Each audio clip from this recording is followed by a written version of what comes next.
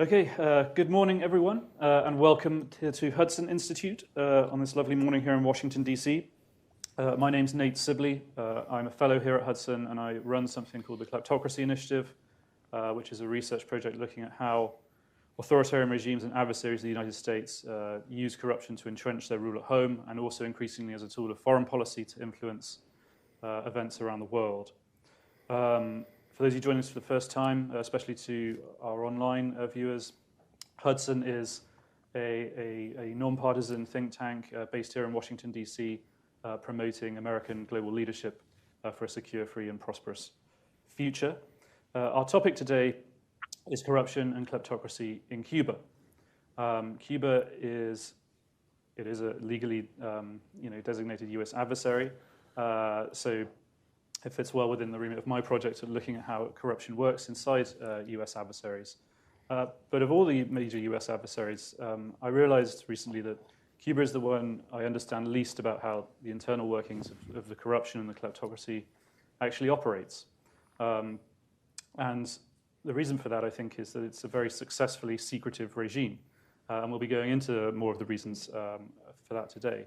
But I thought it would be really good, and talking to some anti-corruption advocates who don't focus on Latin America, let alone Cuba, they also said, yeah, that's interesting. I don't know too much about that, actually.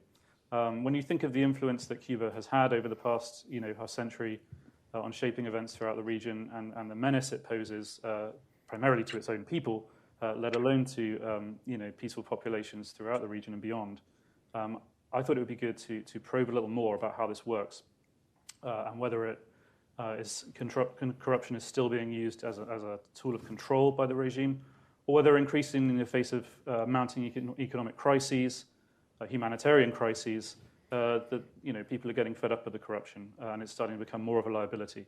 Also, is Cuba transitioning from a communist socialist state to an outright mafia state? We sort of talk about these issues a lot when we think about Russia and China, and we understand a lot about how those systems work. But as I said, I with apologies to people who do study this, as a generalist anti-corruption researcher, I found it fascinating how much I didn't know. So, without further ado, I'm happy to introduce people who do know a bit more about this than I do, and who are going to be filling the gaps for us today. We're going to be hearing from John Suarez, who is a well-known human rights advocate. He's also the director of the Center for Free Cuba. We're going to be hearing from Nora Gomez-Torres, who is the Cuba Latin American reporter for Nuevo Herald and Miami Herald. If you follow her reporting, if you don't follow her reporting and you're in this room, you should be. If you do follow her reporting, you'll know that in the past year or so, she's been actually exposing quite a bit and increasing our understanding of how this system works through her work. So I'm excited to hear more from her. And last but not least, a very own adjunct fellow here at Hudson Institute, Dan Battier, as a former state official and now focuses on Latin American issues here at Hudson Institute. So thank you all for joining us and welcome to Hudson for a chat that I've been looking forward to for a long time. I wondered, John, if I might ask you to kick us off just with a few introductory remarks, sort of set the scene. What are the major sort of themes and the schemes, as we say, in the corruption world that operate in Cuba? How does the regime use corruption internally? Well, thank you, Nate. I'd like to begin by providing some context and some working definitions. First off, public sector corruption, the use of public office for private gain by an official entrusted with an official responsibility. That is widespread throughout the regime in Cuba, but it's much more than this. A Defense Intelligence Agency counterintelligence officer, now retired, Christopher Simmons, addressing Congress, said the following: in many respects, Cuba can be accurately characterized as a violent criminal organization masquerading as a government. So to your question, is it a mafia state, a communist regime? Actually, I'd argue that Cuba is a communist patrimonial mafia regime. So they are enriching families. The Castro family is an elite family that is benefiting from the resources of the state, but they also operate like a mafia, working with other criminal networks. Most notably, during the trial of Carlos Leder, a high-level Colombian drug trafficker, it was revealed that when there was a conflict between differing drug cartels, the mediator was Fidel Castro. And he had a very close relationship also with Manuel Noriega, who would reach out to him for assistance. But it's important to provide a more broad context as to the history of corruption in Cuba, because it didn't begin with the revolution. The modern Cuban state is the product of 406 years of Spanish colonial rule.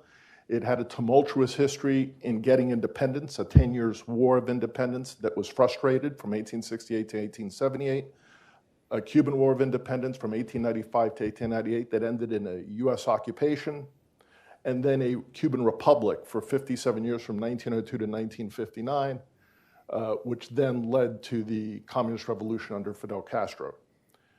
What's interesting is during that Republican period from 1902 to 1959, and a little before it, beginning in 1899, through that whole turbulent history until 1959, Cuba had an independent Supreme Court.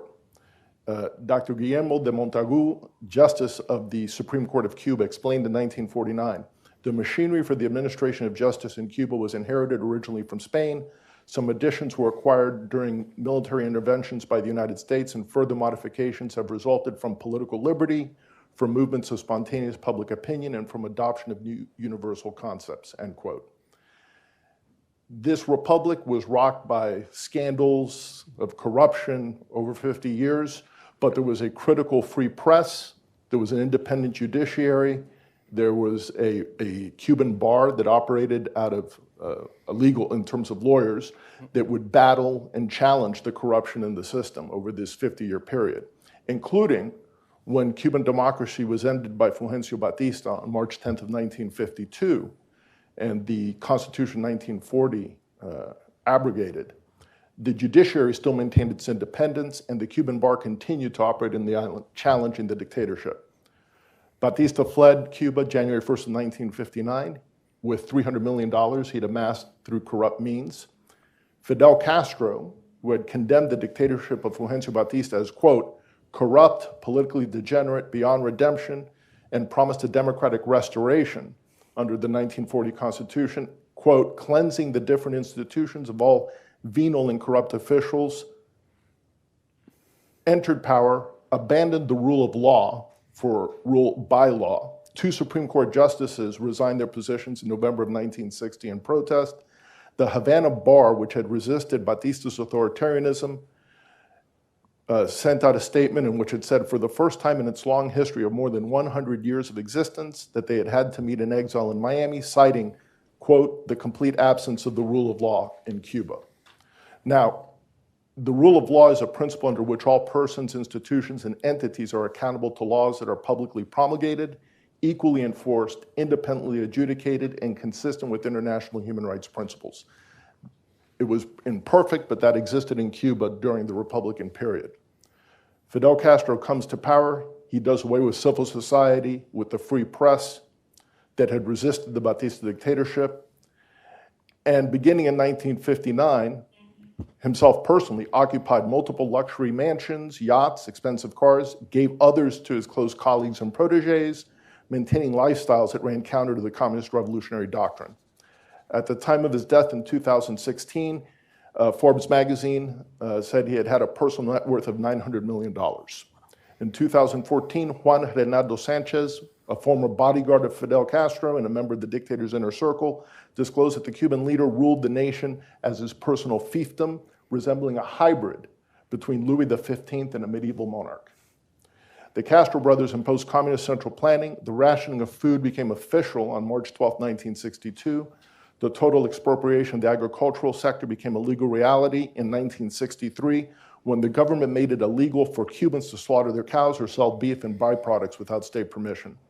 In 1968, Fidel Castro carried out what was called a revolutionary offensive that wiped out all remnants of the private sector in the island. And for a definition of corruption, there's an equation. Corruption equals monopoly plus discretion minus accountability. What does that mean?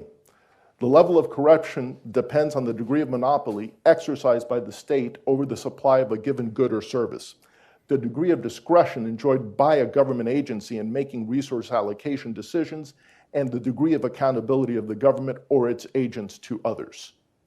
Instead of ending corruption, the regime of Fidel and Raul Castro institutionalized corruption, creating a kleptocracy, A new class emerged that benefited from exemptions from rationing imposed on the rest of the Cuban populace, food rationing, for example, among other perks from the start in 1959.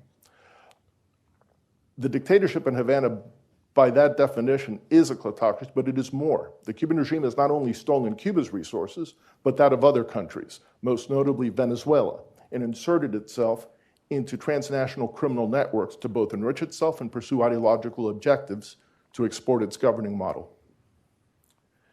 The Cuban military conglomerate GAESA, a holding company of the Cuban military established for market-organized military enterprises in the 1980s by Raul Castro, was managed for many years by his son-in-law, Luis Alberto Rodriguez Lopez Calleja.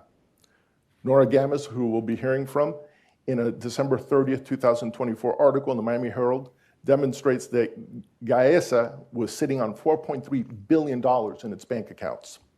Cubans are dying due to a lack of 70% of the essential medications to treat most illnesses, Cuba's prime minister said in December of 2024.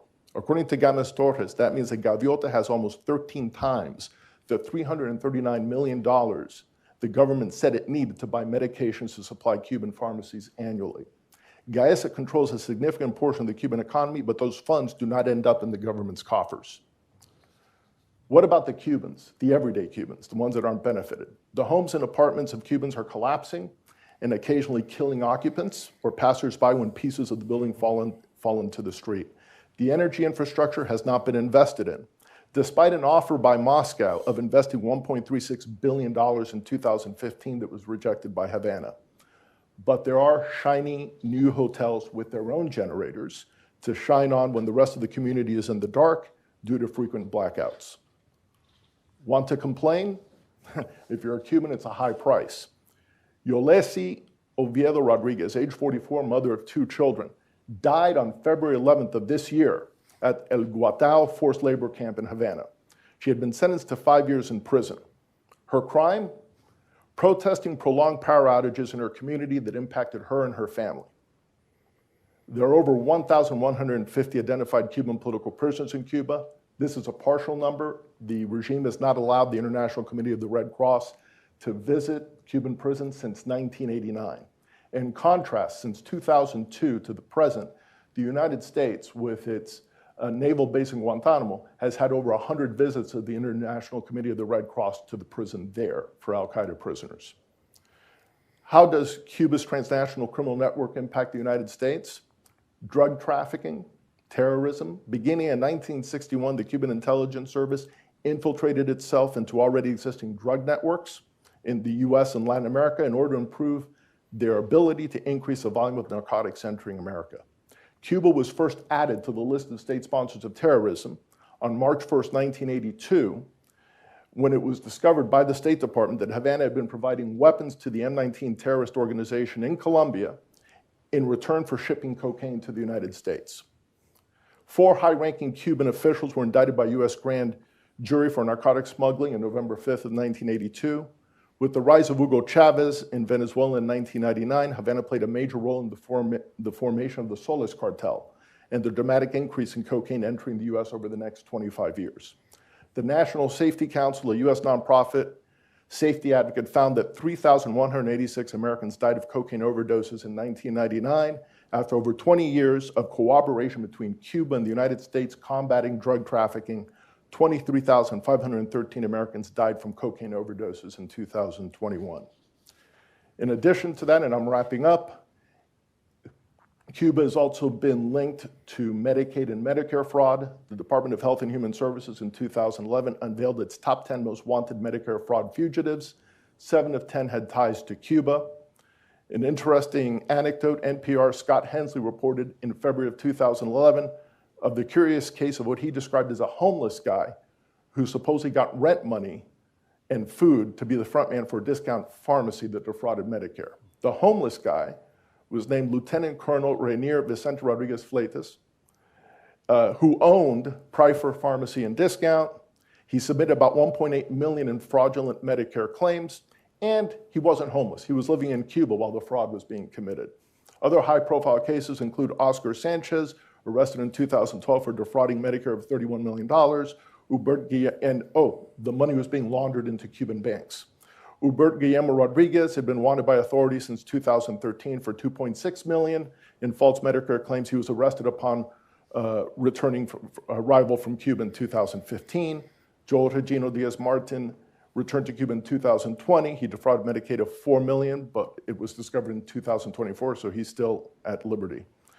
Lastly, remittances and ties to possible money laundering. The Inter-American Dialogue on March of 2024 released the report Remittances to Cuba in the Marketplace by Manuel Rosco, and they talk about $2.458 billion in remittances sent to Cuba per year from abroad.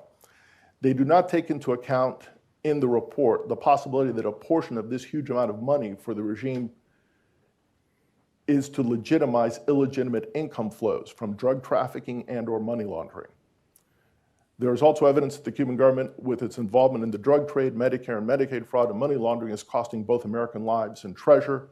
Policymakers should take note and develop clear-eyed policies to limit their illicit activities. Thank you. Thank you, John. That was a whirlwind run around a very, very complicated and long-running set of issues. I'm starting to think we probably should just have like a half-day conference or something to unpick all of this. But that was an excellent introduction. Thank you. To put some more sort of flesh on the bones of this, Nora, I wonder if I could ask you, from Miami, I should have said you're speaking to us, to talk a bit more about the report that John mentioned that you did, the reporting you did on GAESA, this military-controlled company that seems to have its fingers in every pie in Cuba. And just generally what your reporting has taught you about the nature and scale of corruption in Cuba. Sure, thank you, Nate, and I want to thank the Hudson Institute for the invitation. I will just provide a few highlights from my reporting on the Cuban military finances that are relevant for the discussion today. Basically, we obtained secret accounting documents showing the financial data for only two of the many companies in this conglomerate known as GAESA, owned by Cuba's Revolutionary Armed Forces. And we also got some other secret documents about remittances, the money that Cubans abroad send to the relatives on the island, that have also been handled by military companies controlled by GAESA. So in recent years, GAESA, it's short for Grupo de Administración Empresarial, S.A., is this military conglomerate that has expanded its control of the island's most profitable businesses, including tourism, retail, telecommunications, and remittances. Basically, most of the money-making businesses, which generates most of the island's dollar revenue. And this entire operation is completely opaque. GAESA has its own bank and other financial institutions under its control, meaning the money is not in the in Cuba's central bank. They also have offshore companies.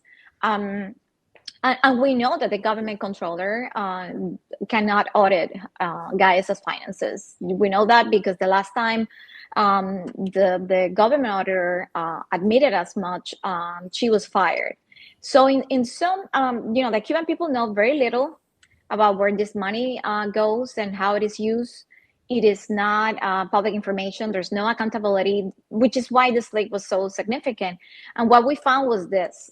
So in recent years, Cuba has plunged into its most profound crisis since the end of the Soviet Union subsidies in the 1990s, the so-called special period. Some scholars believe it's even like worse. This is the worst economic crisis since Cuba's independence. So at the time, Cubans have been struggling to find food and have been dying because of shortages of medicines and medical supplies in Cuban hospitals. And the government cannot even keep the lights on in the country due to the lack of maintenance to the old energy infrastructure. You have seen all this total blackouts happening several times last year and this year.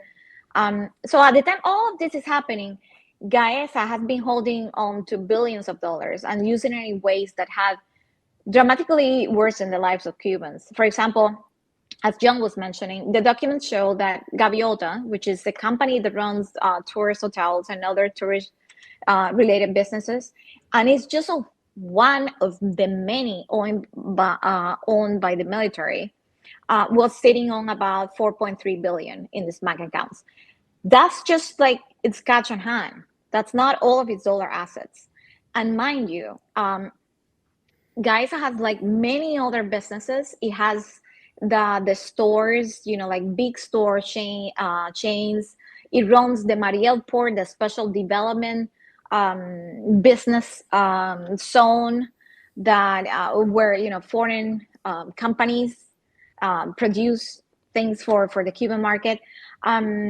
It has like the gas stations. They also run the gas stations. I mean, GAESA has like many other businesses. So Gaviota, only this chain has that amount of money that, as John said, it's like 13 times, the money the government said it needed to buy medication. And we know that because that's what the government said in a report they sent to the United Nations, in which they, of course, blame for all the country's problems. They blame U.S. sanctions and the U.S. embargo. I'm actually in the process of reviewing more secret documents we have obtained. Unfortunately, I cannot share much at this point, but what I can tell you is that amount of money, the 4.3 billion, is just a fraction of GAESA's dollar assets and GAESA's money, dollars in the bank. So, and what happened with this money is that in recent years, GAESA has diverted basically the hard currency entering the country into building new hotels. They didn't stop building during the pandemic. They didn't stop building when, in more recent years, when tourism to Cuba had not recovered at all. For example, last year, the hotel occupancy rate was 23%, just a little bit down from 25% in 2023.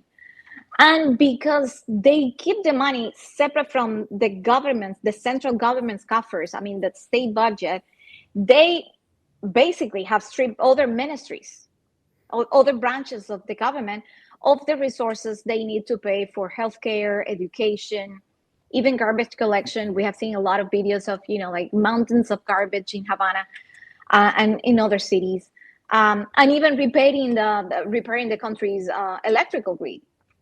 Also from the documents we got last year and the ones I'm reading now, I can tell you they pay very little taxes. Definitely not what they were supposed to be paying if, all of this dollar revenue is considered. So that also kind of, disarms any government's attempt to claim that, oh, no, but the money gets redistributed via taxes, or that the Cuban people benefit from the military's economic activities. It doesn't. So there's a lot of, of course, there's a lot of resentment in the population towards the government for the dramatic deterioration of living standards in recent years. But there's a lot of also like propaganda coming from the government, blaming the situation exclusively on U.S. sanctions. And people in Cuba do not widely know GAESA. It's barely mentioned on state media.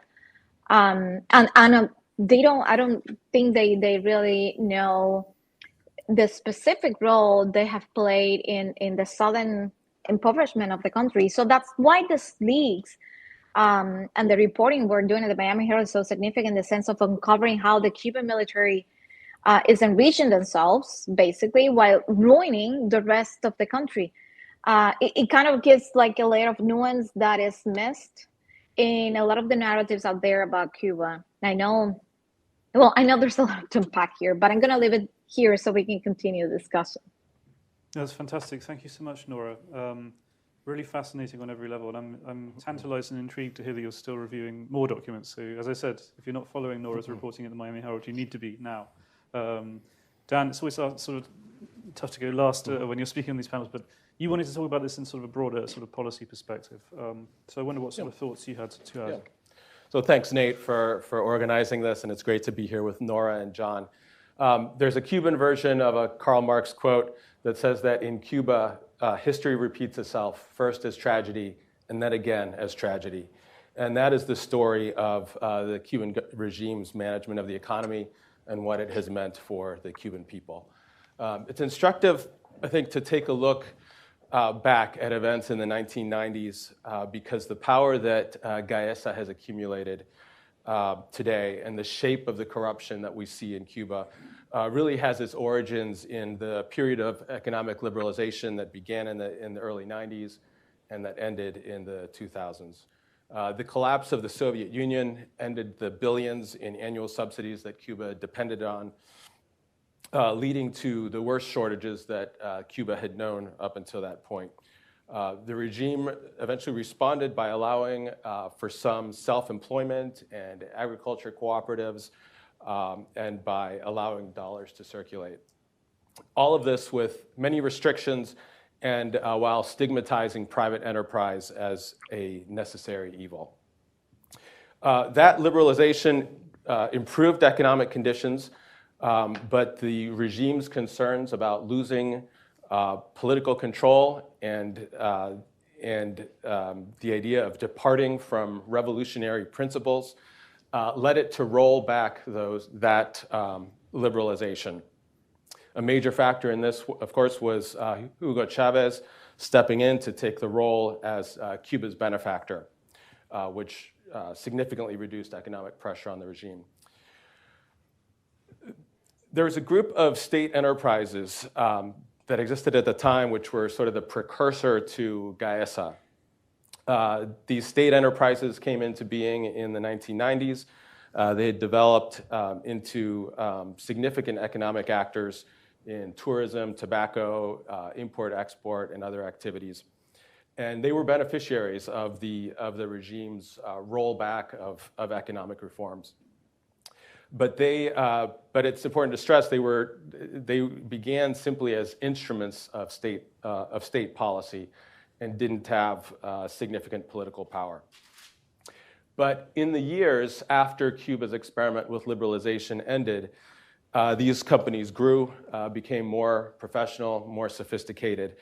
Many of them had been civilian-run, not all of them, but many were civilian-run and were taken over by military officers. In principle, because it was thought that the military could manage these companies with less corruption. But this began a period of consolidation of these state enterprises. GAESA, which had its origins as a company that was founded to help supply and finance the military, began branching out into other areas of the economy and started acquiring more of these state enterprises. Under the protection of Raul Castro, GAESA was able to continue to grow, to corrupt many parts of the Cuban economy, and to eventually shape economic policy. Specifically, over time, GAESA was able to reduce oversight, resulting in eventually having almost no independent oversight. It centralized military control, bringing a whole series of companies and subsidiaries into a centralized conglomerate. It built an opaque structure.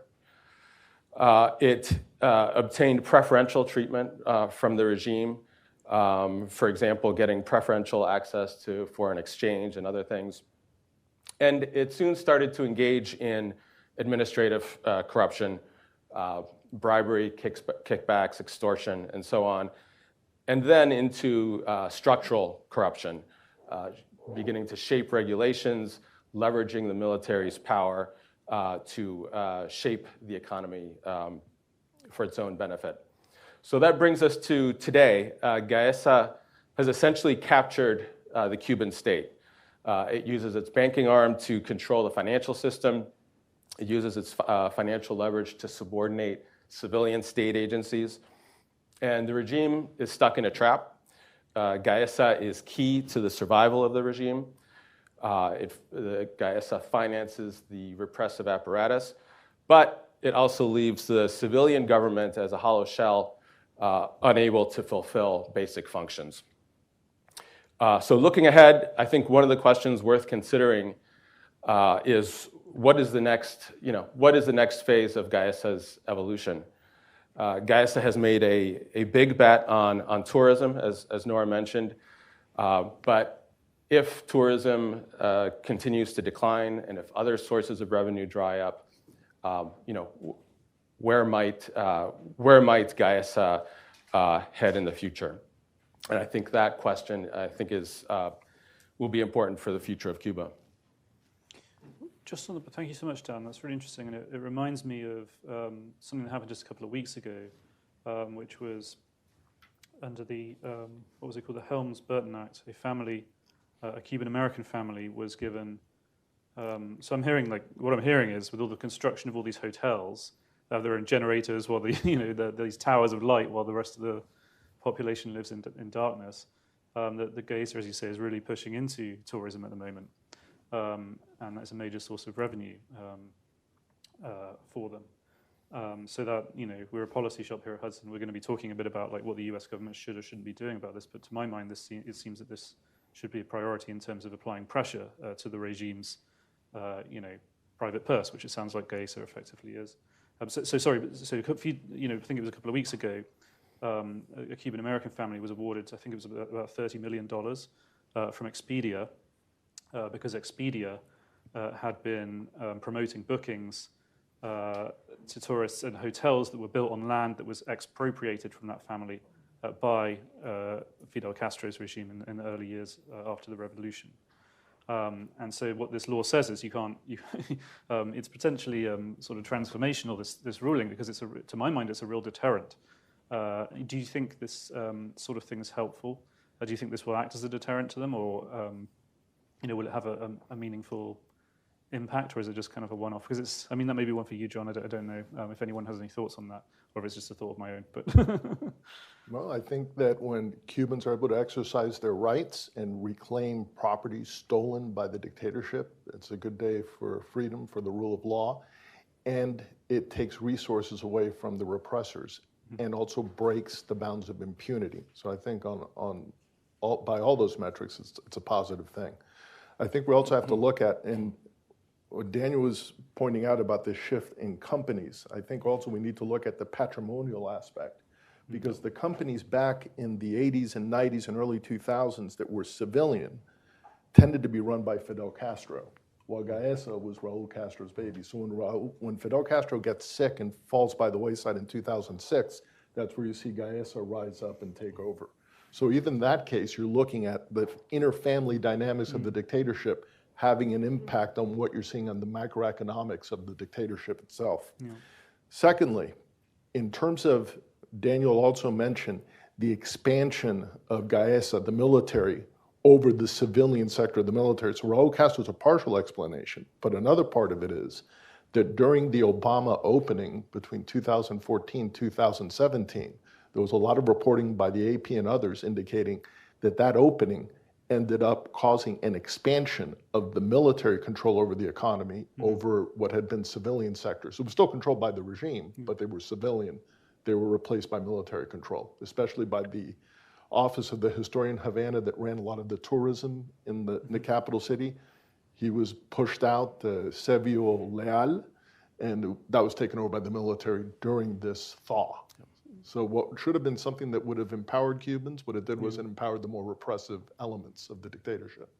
And this seems to be a theme with sort of, dictatorships around the world that sort of try to liberalize part of the economy, to get more money, to seem more presentable to the West, some combination.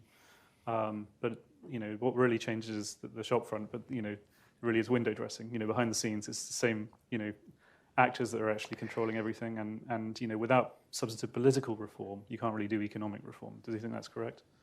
I agree absolutely. I think the story of Cuba's economy is, the government reaching these situations of duress, where out of desperation it allows some economic opening, but it's never enough, and it quickly, either quickly or slowly, it eventually decides that whatever economic liberalization is allowing, it is diluting the revolutionary principles and potentially allowing new centers of opposition to the regime to emerge. Beyond that, I don't think in Cuba you can have economic liberalization without a political opening, without rule of law and accountability and all the other things that a democracy does to keep a free economy in check. I want to come back to that point. If I can add that, please do, yeah. Yeah, because there's so much to unpack here from what Dan was saying. But I think, like recent years has been like illustrative of that point. Well, first of all, it was clear, that the military thought that they would benefit from the thawing relations with the US during the Obama era. And that's why they started this, they embarked in this building frenzy, building hotels, because they realized, like the Americans are coming, we don't have enough hotels. But it was also clear at the time that they did not want American companies. Not one was able, very few, maybe Marriott leased one hotels, and that also ended at some point, and the cruises, but they never agreed to an American company investing on a business on the island. So that was clear that that was the limit for them, and they rolled back a lot of the like liberalization in the economy, allowing they rolled back like a list of activities that they allowed employed people to do on the island during those years. It was like just after like the big uprising 2021 that they allowed again the existence of these small and medium private enterprises that have been following closely, and that's also instructive, because these businesses, despite all of the limitations and all of the restrictions they had to work under, they grew so much that at some point in 2023, I think, they became, because they were allowed to import for the first time. Well, guess what? They imported more than $1 billion in goods, and they started actually competing with the military. And I saw some of the secret documents I got. For example, one had a list of policy recommendations to Dan's points about they becoming the ones behind economic policies on the island. So they were recommending more restrictions on the private companies because they were competing with them for the dollars. Basically, what's happening now is that, as you mentioned, tourism, it's down. Remittances is down for them because of U.S. sanctions. The U.S. sanctioned military companies that were processing money transfers for Western Union and some other Miami-based money transfer agencies, and that took a toll on their finances. I saw the numbers. I read documents of them complaining about how much they have lost in processing remittances. And remittances are very important for them because it's not that they keep them. It's not just because they benefit. People think, they apply a fee and that's what they benefit. Yes, they got a small fee. The issue is not that. Is that they get the dollars and give people on the island a local devalued currency. So they needed the remittances to get their hands on the cash, on the dollar. So they have suffered a lot of losses. And right now they are embarked in this crackdown on the private enterprises, just because they realize that these guys are competing with them as importers. Their grocery stores, the military-run stores are empty, while there's a bunch of new small private grocery stores around the country. And because of the U.S. sanctions on remittances, this money transfer business has migrated into this black market, informal black market, driven by the need these private businesses have of getting their hands on the dollars so they can pay for their imports. I saw like their recommendations, and from, I think it was like a document from the summer of 2023, and at the end of the year, we also reported on the prime minister, pretty much saying publicly what I saw in the secret document. So yes, GAESA, the military, is the one right now shaping economic policy. That's not to say that there are no conflicts, because as I've been saying, like other branches of the government have no money. So you have seen like interesting things happening right now in which they're trying to split the market, let's put it that way, into like, okay, so you get a chunk of this activity, but the Ministry of Transportation, or I don't know, the Ministry of Commerce, we also want a piece of that. Thanks. And this brings me to something, another sort of case I was reading about, again, I think from last year, which sort of I found interesting, was that there seems to be this sort of circular flow of dollars through remittances or whatever it is. They come into the islands, but they don't stay there. Cuba has no real foreign currency reserves or anything, right? Like they're either used to pay for imports for the regime to benefit from, or they're kind of spirited out for members of the regime, and who knows where they go. I think we can make a guess, but this woman was caught basically, I think in Miami, with I think $100,000 on her or something, and she was basically a mule for the regime. She was bringing dollars out of the country, and she said she'd done it like 450 times, and she was getting paid $1,000 every time, and she's just one person doing that. So which brings me to a question,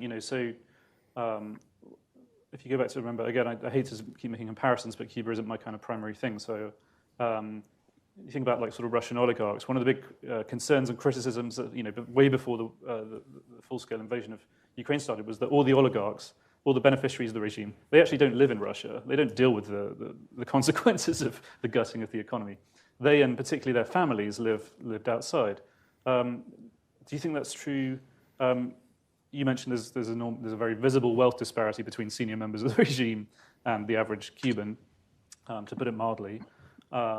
Do you think that there is potential leverage in focusing more on the fact that Cuban officials and their families and mistresses and so on and so forth will probably live in Miami or wherever it is and spend their money there? Is that something that the U.S. government goes after with sufficient rigor? They don't go after it sufficiently, nor does the European Union. Their family members are in Miami, other parts of the United States, in Europe. There was some scandalous photos of Ana de Armas, a Cuban actress, with the son of Diaz-Canel. Oh, wow, really? Gallivanting around Madrid and living the high life as well. Wow. And there are other cases of high-profile regime officials that their offspring are living very luxurious lives in the West, the United States, Europe, et cetera. And yes, they should be looked at where their funding streams are coming from. Because we find, that... Oh, sorry, Dan. Oh, no, if I can add to that, I mean, I think one of the things that we should be looking at is many of the subsidiaries under GAESA are operating offshore. Some of the reporting suggests that some of them have set up shop in the United States. So I think it's worth looking at, at a minimum, blocking their ability to do business within the United States. More broadly, I think it makes sense to work with some of our allies on shutting them out of operating in other countries. Yeah, because it seems like with GAESA itself is sanctioned by the US, I understand. So, correct. But again, it has so many subsidiaries and little spider webs everywhere that it's impossible. It's whack-a-mole trying to sanction and enforce sanctions, more importantly, against all of these things. I wanted to give time for a few questions from the audience if they have any, or observations from them. But I have a sort of another couple of quick questions, hopefully. Well, the big questions, but hopefully you can answer them reasonably succinctly. But so we're just past 100 days into the Trump administration, promised a tough new approach to Cuba, reinstated the state-sponsored terrorism designation and other measures that were sort of alleviated by the Biden administration in a kind of, I guess, a mini Thor, not as intense as Obama's perhaps, but definitely a kind of easing of the economic pressure on the regime. I mean, when the economy is so dominated by the regime, any sort of actions against the country or the economy generally are also squeezing, presumably, the kleptocracy itself. Do you think that's accurate? And do you think, what is the Trump administration getting right so far on Cuba policy in terms of squeezing the kleptocracy, and what is it maybe not doing so well, or where is it sort of made some mistakes, if any? I think they've been doing the right things in terms of maintaining Cuba on the list of state sponsors of terrorism, which also applies a series of maintaining a series of sanctions to the dictatorship. Mm-hmm. They also, the Biden administration had also announced that they're going to remove all the restrictions. There's a list of restricted entities, right. GAESA among them, that was going to be removed in January, and they restored that, and they started updating the list because the list wasn't being updated. And as you well said, the regime's response to having an entity placed on the list is to create new entities to circumvent it. Mm-hmm. So you really do have to play, whack-a-mole and stay on top of it. And they've been doing that. I think another area where they could be doing some work that's low-hanging fruit would be to start declassifying some of the information on the Havana syndrome, the issue of diplomats, Canadian and American diplomats being harmed in Havana. Yeah. And this started right after, in 2016, after Obama's official state visit to Cuba, mysteriously. Diplomats suffering brain damage.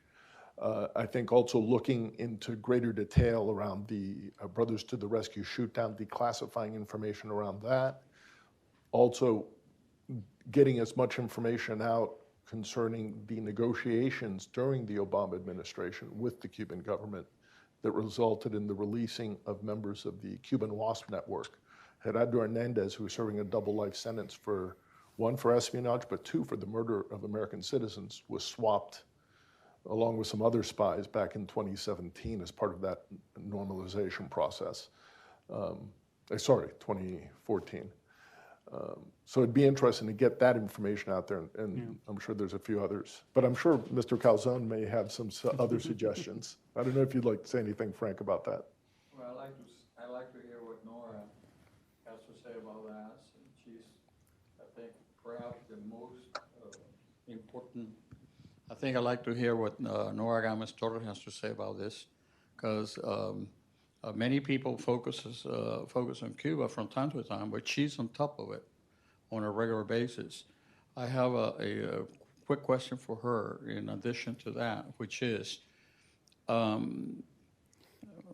of you have mentioned a huge amount of money that the Cuban government, GAESA, has having foreign banks. At the same time, Cuba has a huge foreign debt to the Paris Club and all of that. Is Cuba paying any of that foreign debt? Are that money that is owned by the Cuban government abroad used to some extent to pay some of that debt? And one personal question, I kept looking for perhaps a collection of articles in a book format by Ms. Gomez-Torres, and I haven't found one. I don't know if there is such a thing, because I know some people would like to have it. Well, thank you so much for your questions, Frank, the suggestion. Yeah, that's a good suggestion from my editor. I need the time. They need to give me the time to do that, just that. Okay, so on the amount of money and the debt, yes, you're totally right. As I mentioned, they have much more than what I've reported. That's what I'm seeing in the new records. And that this is happening at the time they told the Paris Club that they they needed to renegotiate the payments that they could not pay. And they have been saying this for years, and they have been given some reprieve because they have been saying, look, we are in this desperate situation and all of that. But at the same time, yes, the military has money to pay at least, if not all, probably not all, but at least, some of the payments on a regular basis. They do have that amount of money. And remind me, okay, so on the policy side, okay, so I just wrote recently a story. I mean, it's just a rundown on, what I'm hearing that the administration is discussing. I know that they are going to be putting more pressure on specifically on the military, which was kind of a new policy approach in the first Trump administration. like they try to like make more targeted sanctions. And according to what other senior officials have been commenting publicly, they're trying to modernize Cuba sanctions and make them look like more like the Venezuela program. So I'm guessing they're gonna